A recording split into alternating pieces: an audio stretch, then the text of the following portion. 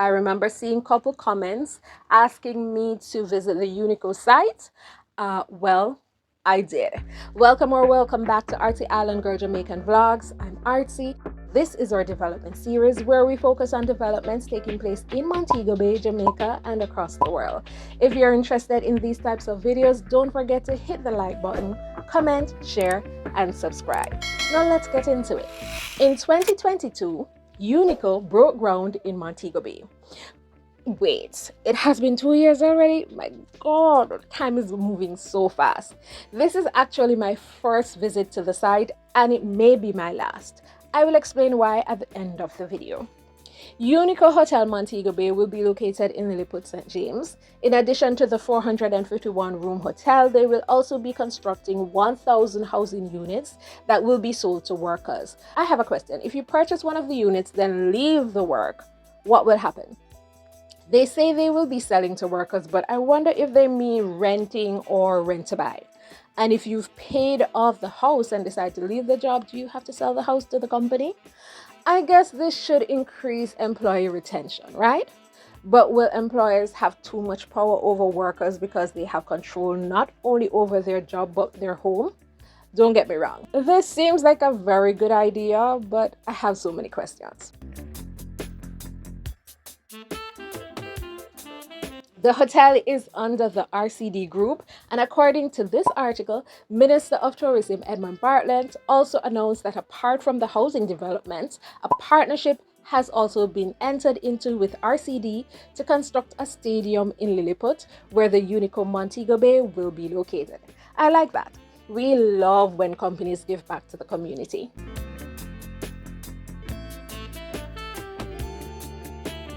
As is expected, it will be an all-inclusive hotel. That seems to be the most prominent hotel business model in Jamaica. I wonder why. From my perspective, it's a good model. I like it. I like it when I go to a hotel and I can relax and don't have to worry about anything. It will also be an adults-only property. When completed, every room will have a direct sea view. We tend to say ocean view when describing our hotel views in Jamaica, but they are really looking out at the Caribbean Sea, so sea view is more accurate. Rooms on the ground floor will have access to semi-private swimmer pools, while all other guest rooms will enjoy hydro spa tubs.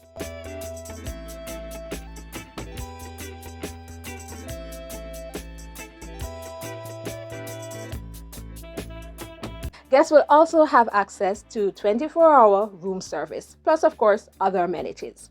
The Unico Hotel Montego Bay has a signature aspect to their name, as you can see.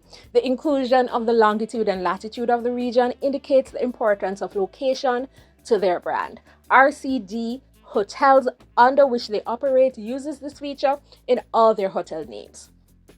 From my understanding, Hard Rock Hotel and Casino will also be on this property. Both hotels combined will have almost 2,500 rooms.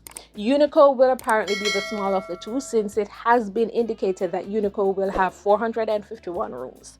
So back to the housing units for workers. I did some research and this has become a new trend, according to this article.